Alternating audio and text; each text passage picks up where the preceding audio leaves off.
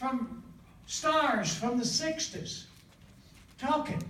I led them to Christ, or they're having an old 60s get-together, and they're all smoking pot and whatever, and that's called Blessit. And, see if he's still sober and whatever, and he's still serving the Lord. And so the world is open. And I wrote down a few thoughts that I'm going to share, and if some of these thoughts resonate with you, we'll come back and I'll expound on it, okay? I'm not going to cover. Here's what I've got. On my website at blessit.com, BLESSITT.com, I have all of these notes that I just preached upstairs, and I'm going to share with you some of them, but not all of them, or we won't have time to do more discussion or expand on it. But all of it is there. So if you miss a quote, you can go there and print it off and read it. Someone said to me, "You must have great faith." And I said, "No, I have great love." I love to do what Jesus wants me to do. And I love to trust Him. I have faith, yes. But it's the faith He gives. But it's because I love Him. If He says go to Iran or Iraq or Saudi Arabia, North Korea, whatever, I love. Right. It's not my faith, it's my love. God's got something He wants me to do. Amen. And I believe Him for it. And I trust Him. So I have faith. But it comes from love.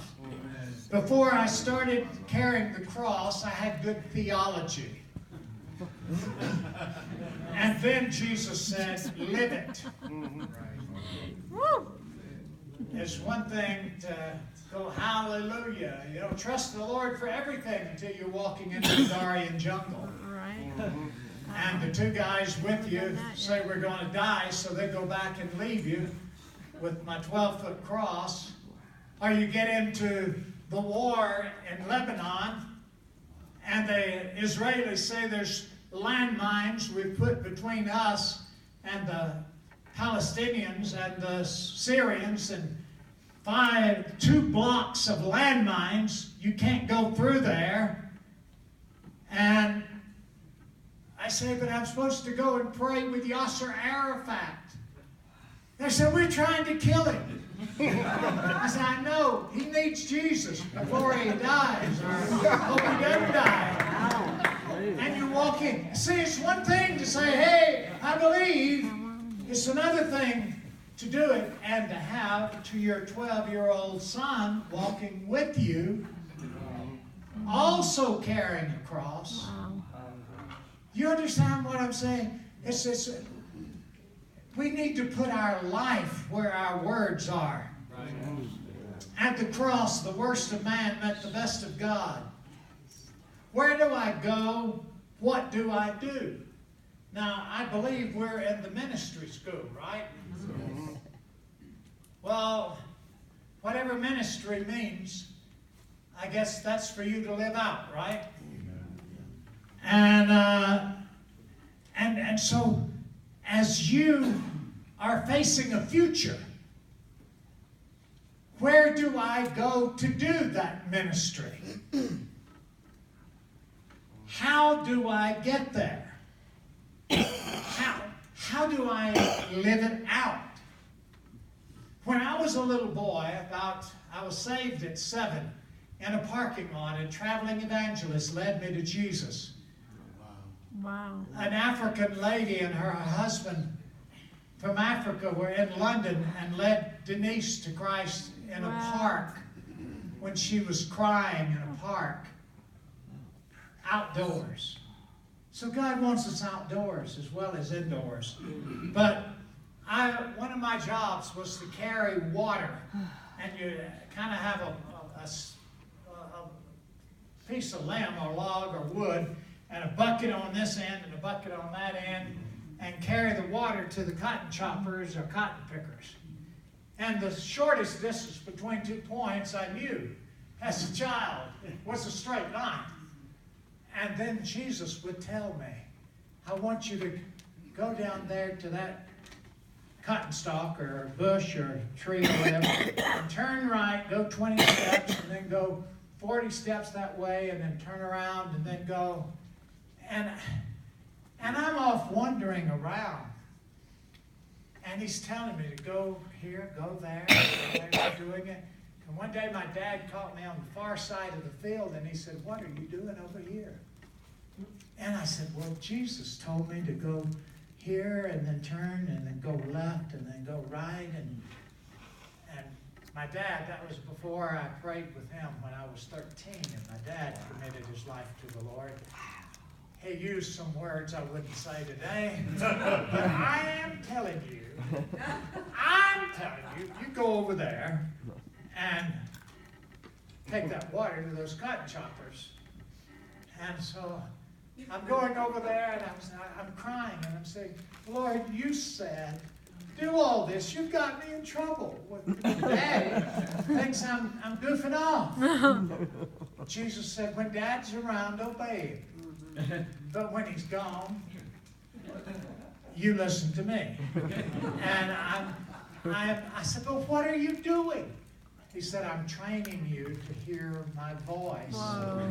And obey even when you don't know why. Wow.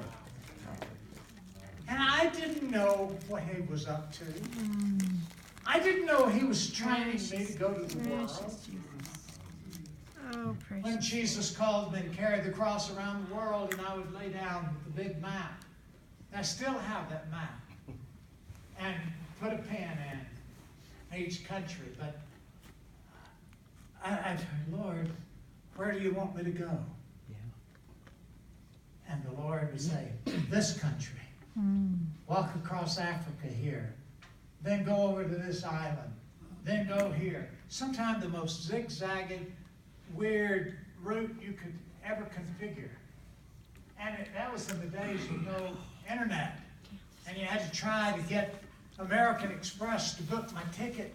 Why are you flying way over there when you could make a loop and go to this place before that one? Because Jesus told me to go from here to there, and we got to find a way to do that. Then we'll go over here to this place. And I led one person after another to Christ at American Express Travel, because it was just, well, we got talking about Jesus. Well, how do you know that he's telling you? And so I would pray, and God would say, I lay out the map, and he says, when you cross the border, go this direction, and then take that road, and then go that way. Wow. And I would mark it out. And remember, Denise, when we went through the Soviet Union, we went through 18 countries in a row, one after another in the former Soviet Union. And I had the whole place routed. And one time, we got to an intersection we couldn't understand. We couldn't read Russian. Nobody talked English. Anyway, I took the right road, but it went right into the war in Abkhazia. And that night the helicopters were flying over fighting, and it was a mess. Wow. You don't worry about that there was another way or a better way, but this is the way Jesus said, do it. Yeah. And you learn to hear and obey his voice. Another one, not if, but how. Andrew and I just mentioned that a while ago. The Lord calls you to do something. It's not if you're going to do it. How do you do it? This place right here came from God's call to a man sitting right over there. And we knew one another before any of these buildings were built.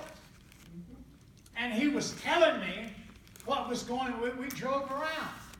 We looked at places. This is here, this will be here, this will be here, this will be here. But he didn't just dream. He took the steps necessary that however God did it. It's here. You understand? Yes. So, not if. And it took 10 years to get into North Korea. They got to know me by my middle name, Owen. Because author Owen Blessit. I say that funny because I went to every embassy there was. In every area we were in, if North Korea was there, we were there. North Korea, Saudi Arabia, Iran, Iraq. No, no, no, but no means go to me.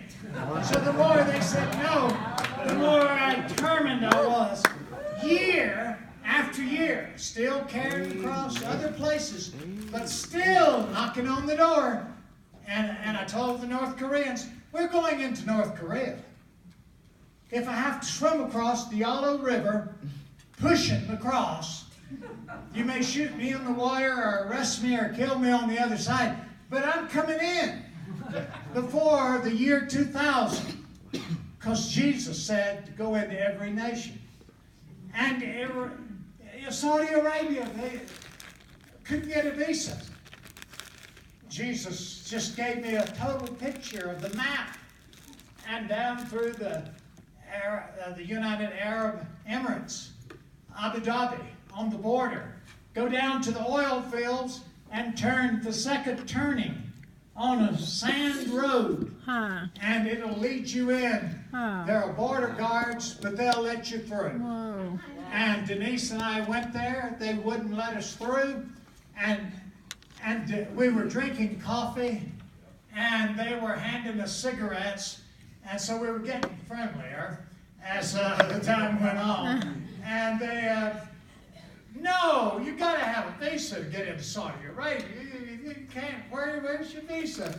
You know, and they're laughing, and I'm laughing. I said, Jesus is going to do it. He wants.